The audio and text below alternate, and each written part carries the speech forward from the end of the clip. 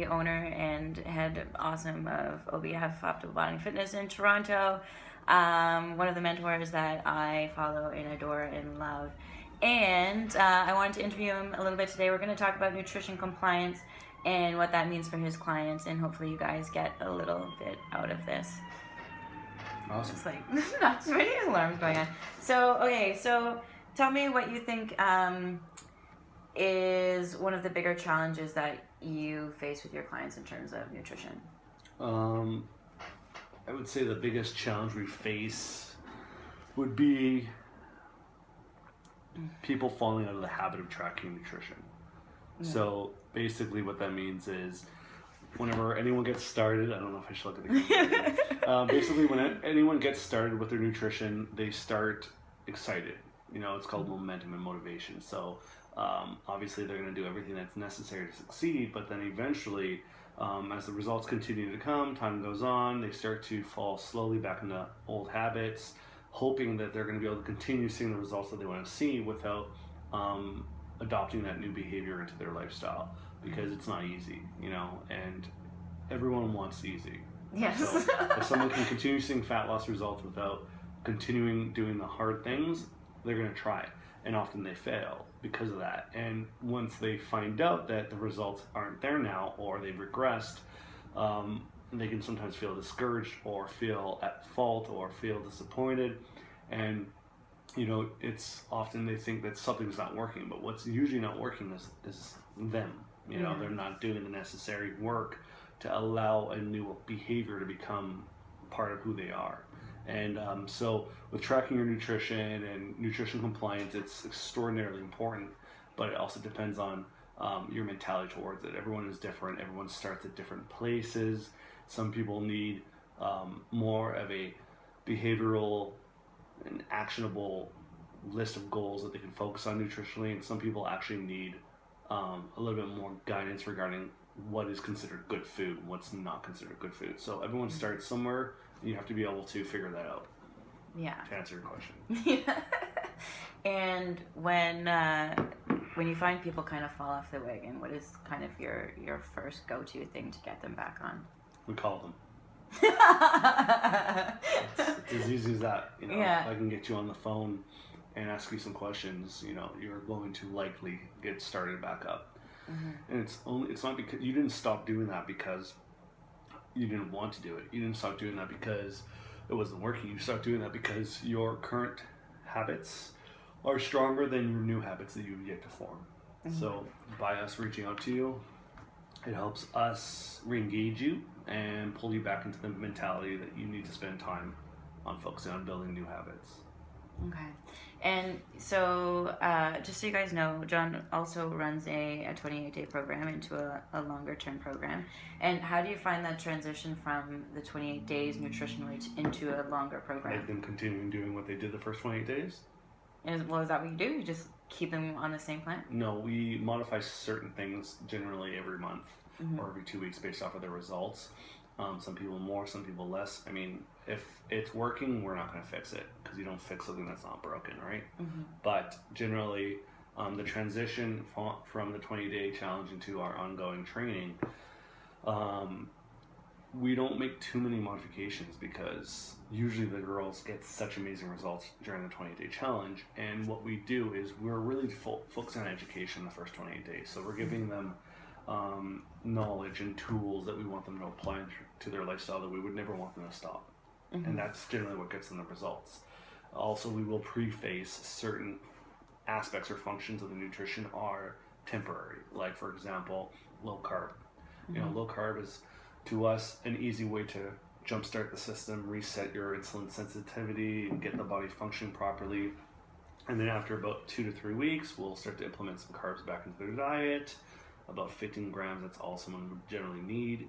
And from there, they're all happy to see that. Instead of saying, well, I want my old pizzas again. I'm like, how about you start with an apple? Yeah. And people are generally happy to see an apple after 2 weeks of no carbs. So It's a nice mental reset. And we go from there. And then everyone kind of branches off differently based off of their needs. And no one ends at the same point nutritionally. But some of them might start at the same point. Yeah. Yeah. And how how much in terms of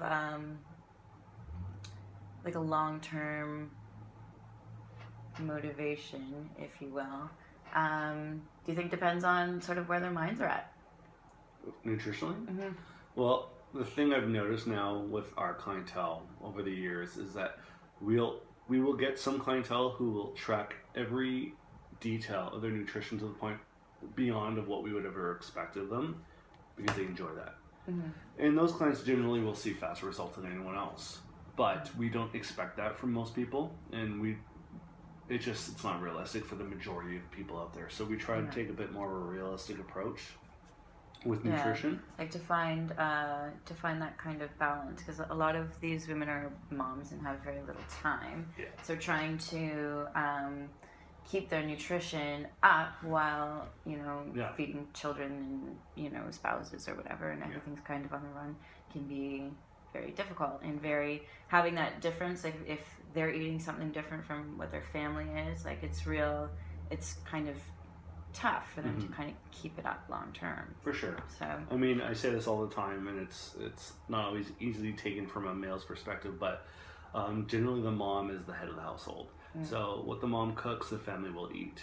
So if your family is not eating what you're consuming, then prepare it for the majority, and eventually they're going to have to do that or they're going to starve, right?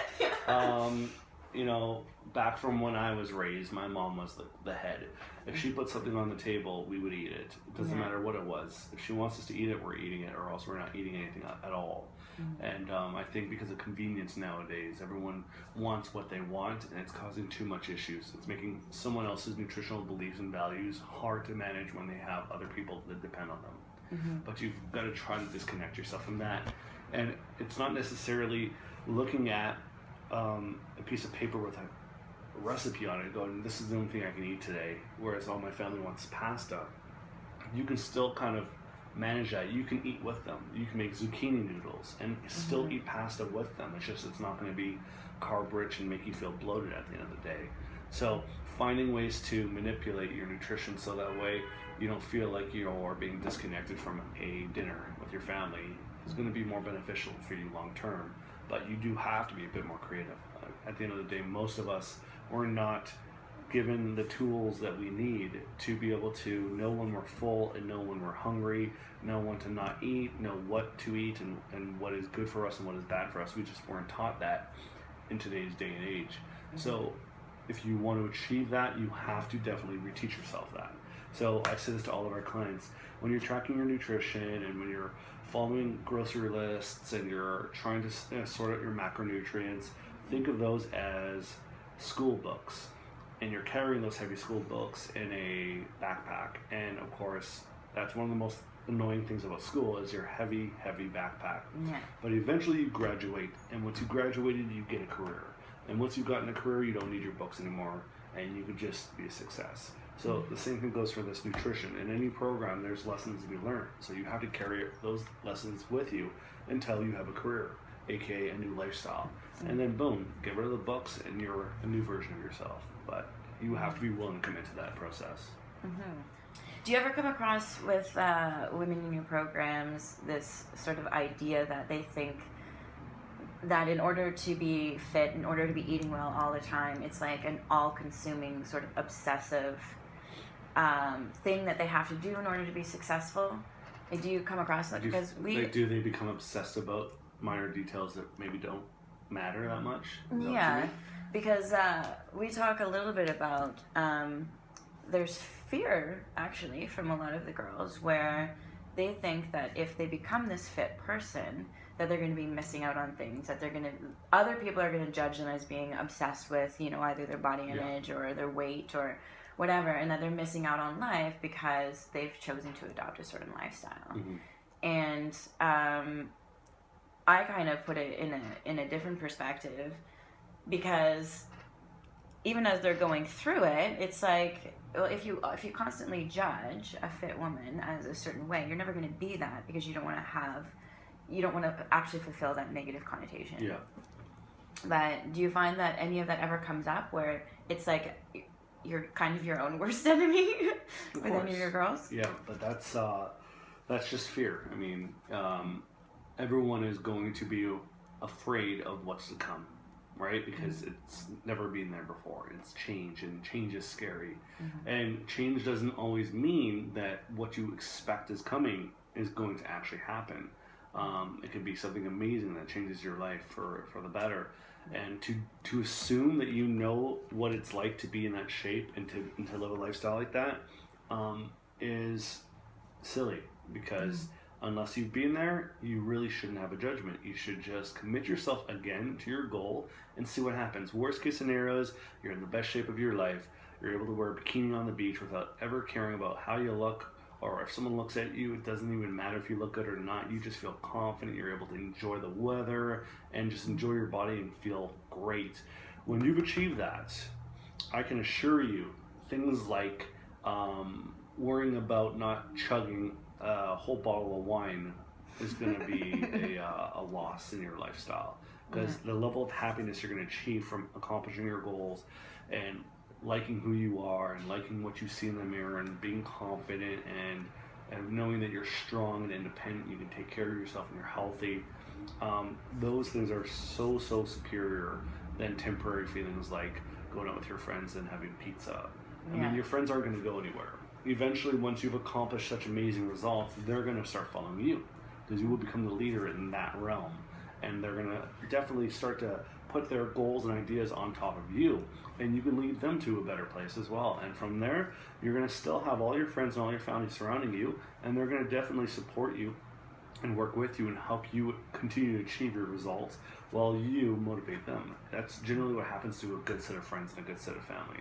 So fear of missing out it doesn't make sense to me. It's like you've already been missing out.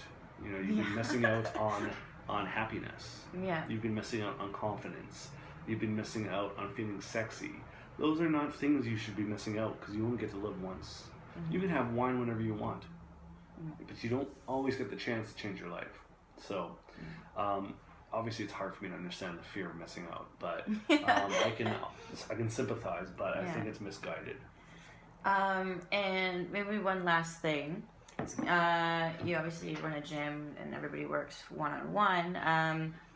What would be... well, yeah, sorry, but in person is what I mean. What would be what you would consider to be, in transitioning to an online program, like a very big challenge that you would have in your mind? From bringing clients into online, you mean? Like the difference between training one-on-one and somebody opening up an online program, and that challenge, like for them, from their point of view. For the coach? No, for the client. Okay.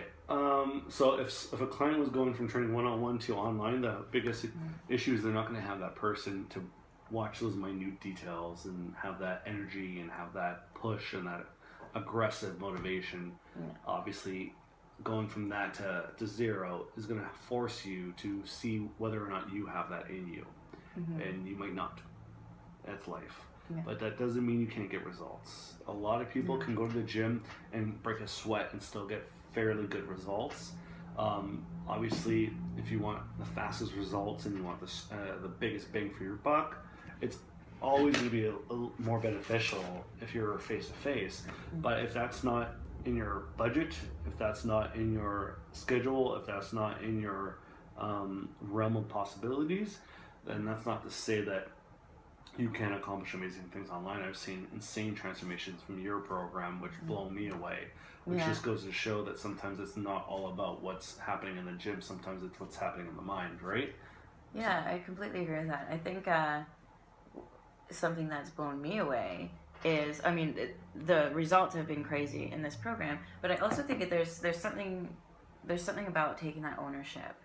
And like having to, like, there's one thing when you go in and you're working with your trainer and you basically are like, okay, I'm in your hands, like do whatever you need to do, I'm here, I'm gonna work, versus like you actually having to learn exactly what it is that you're obviously doing. If you're doing online, you're going to be forced to learn, and you're going to be forced to understand more and understand yourself more to push yourself as hard as you need to.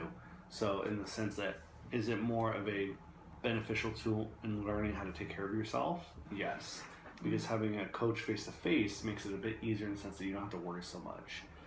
which is why we focus on teaching our clients as much as we do pushing them, because we want them to gain the tools necessary that if they were to discontinue with us, they'd be successful on their own, right?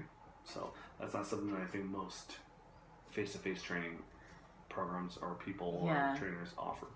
Because I think a lot of people mistake personal training for just learning some exercises when it's actually like an actual lifestyle that you need to. A whole other ball. Yeah. If it was just learning some exercises, I wouldn't be very successful. No, not at all. Is there any last things that you want to mention to these women who are training hard and doing awesome? Not really. Okay, perfect. Well, thank you, Jon, so much. Everyone, this is Jon again from Optimal Body Fitness in Toronto, one of my awesome mentors and very good friends. And thank you for tuning in, and I hope you found that really, really helpful and useful.